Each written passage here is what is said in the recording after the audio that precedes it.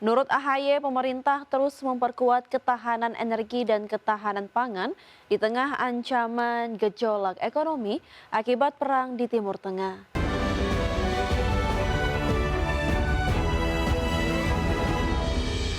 Berikutnya, Menteri Koordinator Bidang Infrastruktur dan Pembangunan Kewilayahan Agus Harimurti Yudhoyono mengatakan fokus pemerintah saat ini adalah menerapkan kebijakan pembangunan pro rakyat. Menurut AHY, pemerintah terus memperkuat ketahanan energi dan ketahanan pangan di tengah ancaman gejolak ekonomi akibat perang di Timur Tengah. AHY menambahkan kementeriannya akan mendukung berbagai prioritas pemerintah melalui pembangunan infrastruktur dan penguatan konektivitas. Menurutnya, dukungan infrastruktur diperlukan agar berbagai program prioritas pemerintah dapat berjalan optimal. Termasuk pemerintah terus berupaya menghadirkan kebijakan yang membantu masyarakat yang membutuhkan, yakni kebijakan pembangunan yang pro rakyat.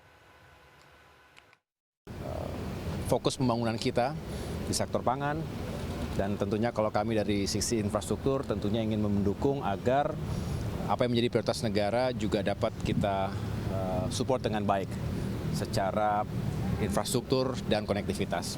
Selebihnya tadi banyak hal yang didiskusikan, tetapi pada umumnya tentang ekonomi dan bagaimana pemerintah bisa terus hadir melalui kebijakan-kebijakan yang pro rakyat untuk membantu masyarakat kita yang membutuhkan dan menyiapkan berbagai kebijakan yang lebih punya daya tahan lagi.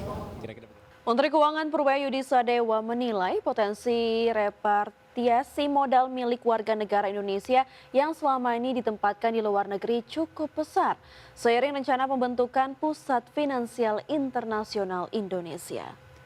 Meski memiliki potensi besar, Purbaya tak berharap seluruh dana tersebut akan otomatis kembali ke Indonesia setelah PFII beroperasi. Menurutnya, keberadaan PFII itu lebih diarahkan untuk menciptakan ekosistem investasi yang mampu menarik arus modal baru dari luar negeri.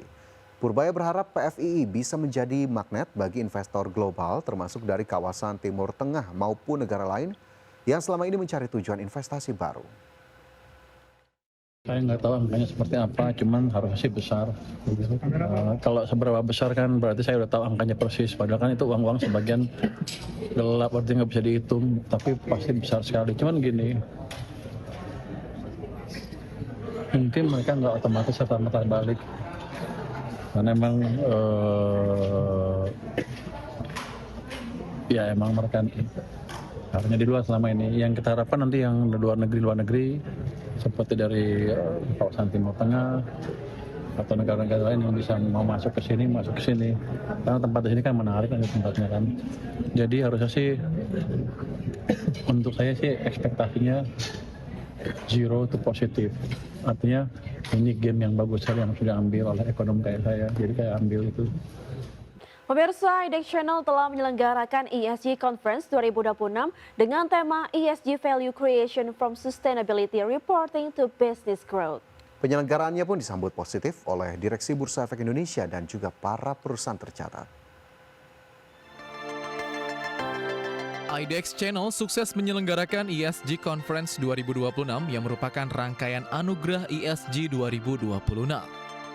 Penyelenggaraan ESG Conference yang mengangkat tema ESG Value Creation from Sustainability Reporting to Business Growth ini mendapat apresiasi dari Bursa Efek Indonesia. Direktur Pengembangan PT Bursa Efek Indonesia, Iding Pardi, dalam sambutannya menekankan masalah ESG bukan sekedar isu lingkungan sosial saja, melainkan ESG sudah menjadi bagian strategi bisnis. Menurut Iding, perusahaan yang unggul juga dilihat dari bagaimana menunjukkan kepedulian perusahaan terhadap aspek ESG. Bapak Ibu semua, masalah ESG sesuai dengan temanya Beyond Compliance. Jadi masalah ESG itu bukan sekedar compliance, bukan sekedar isu lingkungan dan sosial. ESG sudah menjadi bagian dari strategi bisnis. Perusahaan-perusahaan yang unggul itu dilihat dari bagaimana kepedulian perusahaan itu terhadap aspek-aspek ESG. Penyelenggaraan ESG Conference 2026 ini diharapkan dapat menjadi ruang untuk berbagi praktik terbaik dan memperkuat kolaborasi dalam membangun pasar modal yang berkelanjutan. Jakarta, Rikian Wari, IDX Channel. Ya, Amerika Serikat melancarkan gelombang serangan baru terhadap Iran di hari ke-12. Serangan targetkan gardu listrik di kota pesisir selatan Iran.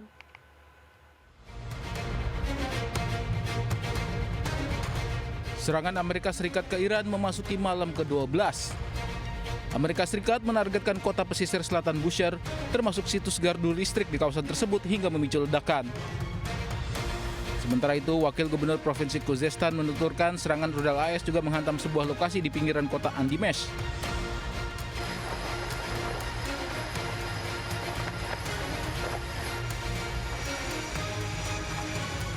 Sebelumnya pihak Senkom merilis jet tempur lepas landas dari kapal induk AS seiring serangan beruntun ke Iran. Komando Pusat AS atau Senkom melaporkan serangan menargetkan pusat operasi militer, aset pertahanan maritim dan udara, serta infrastruktur logistik militer Iran. Serangan beruntun ke Iran ini bertujuan untuk melemahkan kemampuan Iran, terutama dalam menyerang kapal-kapal komersial di Selat Hormuz. Saling serang AS dan Iran ini terjadi setelah kedua negara batalkan nota kesepahaman damai yang sebelumnya disetujui 17 Juni lalu. Iran dikabarkan menolak proposal terbaru gencatan senjata yang akan diajukan Amerika Serikat yang disampaikan melalui Perdana Menteri Irak Ali Al-Zaidi dalam kunjungannya ke Iran. Sejumlah sumber menyebut Iran menolak proposal tersebut karena tidak mencakup penyelesaian isu Selat Hormuz. Adapun kunjungan Al-Zaidi ke Iran menjadi kunjungan pertamanya sejak mulai menjabat Perdana Menteri pada Mei lalu. Kesepakatan damai antara Amerika Serikat dan Iran hingga saat ini belum menemui titik terang usai kedua negara terlibat saling serang. Sementara Selat Hormuz menjadi isu penting yang diusung dalam perjanjian gencatan senjata Amerika Serikat dan Iran. Pihak Iran menekankan negaranya merupakan satu-satunya pihak yang berhak mengendalikan Selat Hormuz. Sementara Amerika Serikat mendorong agar semua kapal komersial dapat melintasi jalur maritim penting itu tanpa syarat.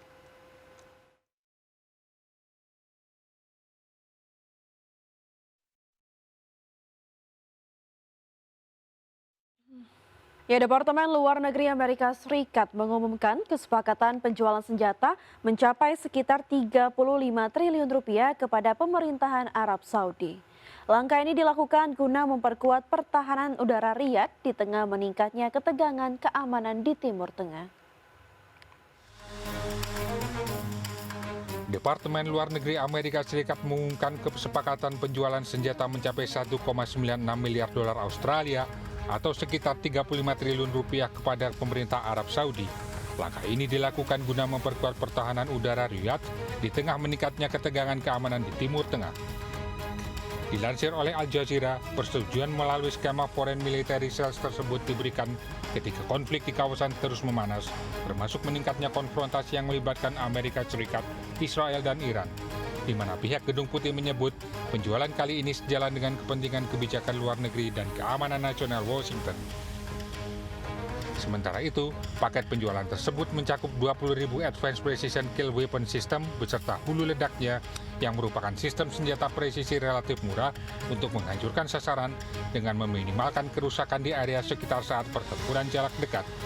Selain sistem tersebut, Arab Saudi juga akan memperoleh peluncur hulu ledak berdaya ledak tinggi, motor roket, serta sejumlah perlengkapan pertahanan lainnya dengan kontraktor utama berbasis di Nashua, New Jersey.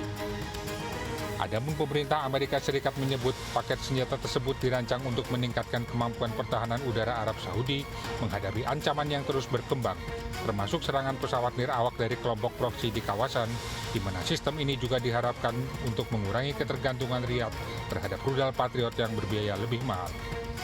Berbagai sumber, IDX Channel.